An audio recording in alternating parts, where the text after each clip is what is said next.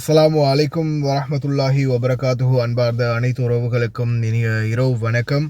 இன்னா லில்லாஹி வ இன்னா இலைஹி ராஜிஊன். கத்தார் நாட்டின் தேசிய படை வீரர்கள் 7 பேர் சென்ற ஹெலிகாப்டர் விபத்தில் அந்த விபத்தில் 6 பேருடைய சடலங்கள் மீட்டெடுக்கப்பட்டிருக்குது. இன்னும் ஒருவருடைய உடல் அல்லது அவர் உயிரோடு எங்கேயாவது மீட்கப்படணும் அப்படின்னு நாங்களும் துவா செய்கிறோம். மிக முக்கியமான வேதனையான சில தகவல்கள் இருக்குது. அதே மாதிரி இலங்கையர்கள் காயமடைந்த சம்பவம். சிங்களத்தில் மீஹாரக்குன்னு சொல்லுவாங்க, தெரியுமா? எரும மாடுன்னு, அதுக்கு தான் சொல்கிறது. அதை பற்றின தகவல் ஒன்று இருக்குது, அதையும் பார்க்கலாம். அதே போல் இது வரைக்கும் பார்த்திங்கன்னா கிட்டத்தட்ட 7 ட்ரோன்கள் வந்து குவைத்துக்குள்ள இந்த கரண்ட் சிச்சுவேஷனில் 2 மணி நேரத்துக்கு முன்னாடி இராணுவ பேச்சாளரின் தகவல், கர்னல் ஸ்டாஃப் சவுத் அல் தைபான் அவர்களுடைய தகவலின் அடிப்படையில் 7 ட்ரோன்கள் இன்றைய நாள் வந்ததாகவும் 4 ட்ரோன்களை சுட்டு வீழ்த்தியதாகவும் 3 ட்ரோன்கள் வந்து பாதுகாப்பு கப்பல் பட்டு, அதாவது யாருக்கும் எந்த ஒரு சேதமும் விளைவிக்காது, சும்மா சாதாரண பாலைவனத்திலேயோ அல்லது எம்டி கிரவுண்ட்லேயோ விழக்கூடிய சூழல் இருந்ததால் அப்படியே விட்டுட்டாங்க அப்படின்றதையும் தெரிவிச்சிருக்கிறாங்க. 3 ட்ரோன் விழுந்திருக்குது, யாருக்கும் எந்த ஒரு சேதமும் இல்லை. அதே மாதிரி 4 ட்ரோன்கள் சுட்டு வீழ்த்தப்பட்டதாக தெரிவிச்சிருக்கிறாங்க. அதே போல் கடந்த 24 மணி நேரத்துக்குள்ளே 12 ரிப்போர்ட்ஸ் வந்திருக்கிறதா தெரிவிச்சிருக்கிறாரு பிரிகேடியர் ஜெனரல் நாசர் புசாலிப். அதாவது இந்த பீஸ்கள் விழுகிறது, அங்கங்கே ட்ரோன் துண்டுகள் விழுந்தது சம்பந்தமான ரிப்போர்ட், அது சம்பந்தமான வீடியோ காட்சிகளை நான் கடைசியில் அட்டாச் பண்ணுறேன் பாருங்கள். அதே மாதிரி இந்த சந்தர்ப்பத்தில் மிக முக்கியமான ஒரு வீடியோ காட்சி ஒன்று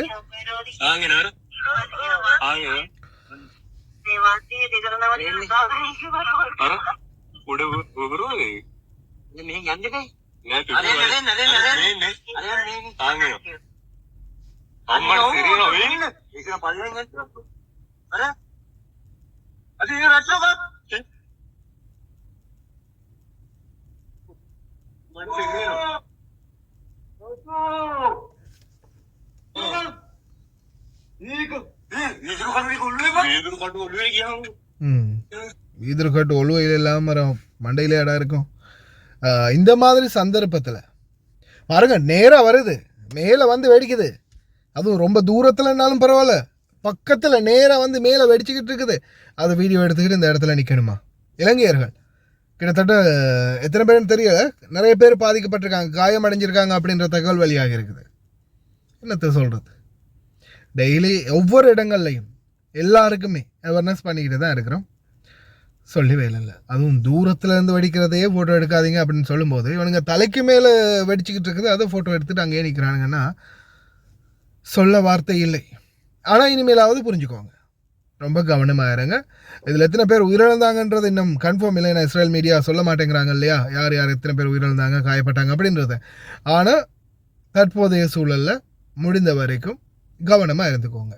வெடி விபத்துக்களை வீடியோ எடுக்கிறதோ ஃபோட்டோ எடுக்கிறதோ தவிர்த்துக்கோங்க.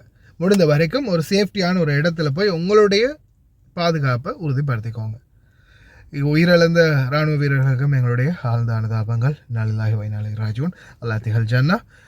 அதே போல் குவைத்தில் இன்றைய நாள் கொஞ்சம் ஒரு அமைதியான சூழல் இல்லையா, சைரன் இல்லாத ஒரு சூழலாக இருந்துச்சு. இன்ஷா அல்லாஹ் பார்க்கலாம், நேற்றையும் இன்றைக்கும் இனி வரும் நாட்கள்லையும் இதே நிலைமை தொடரட்டும் அப்படின்னு பிரார்த்தனை பண்ணலாம். அஸ்ஸலாமு அலைக்கும், வணக்கம்.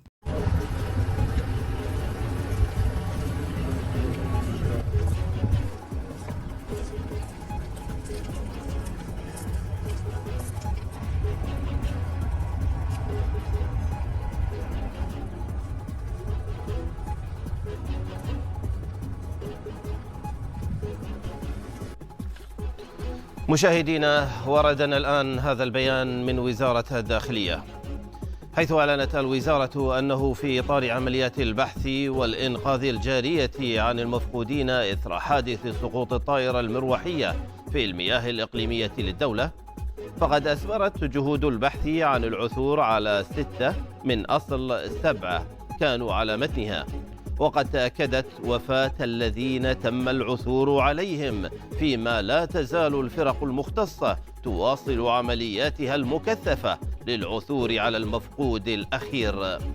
وتتقدم وزارة الداخلية بخالص التعازي وصادق المواساة إلى ذوي المتوفين، سائلين المولى عز وجل أن يتغمدهم بواسع رحمته، وأن يسكنهم فسيح جناته، وأن يلهم أهلهم وذويهم الصبر والسلوان.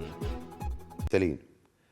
نستعرض من خلال الإيجاز الإعلامي رقم 19 آخر التطورات والأحداث العملياتية خلال 24 ساعة الماضية، حيث رصدت القوات المسلحة عدد 7 طائرات مسيرة معادية داخل المجال الجوي الكويتي، وتمكنت من اعتراض وتدمير عدد 4 منها، فيما سقط عدد 3 طائرات مسيرة خارج منطقة التهديد دون أن تشكل أي خطر.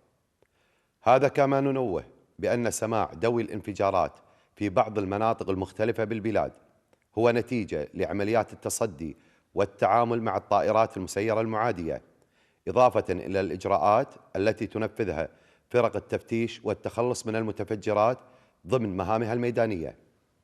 وتؤكد القوات المسلحة بالتعاون والتنسيق الكامل مع مختلف الجهات العسكرية والأمنية في الدولة استمرارها في أداء مهامها وواجباتها بأعلى درجات الجاهزية والكفاءة، بما يكفل حماية أمن الوطن واستقراره، في ظل القيادة الحكيمة لسيدي حضرة صاحب السمو أمير البلاد القائد الأعلى للقوات المسلحة الشيخ مشعل الأحمد الجابر الصباح حفظه الله ورعاه، وسمو ولي عهده الأمين الشيخ صباح خالد الحمد الصباح حفظه الله. والسلام عليكم ورحمة الله وبركاته.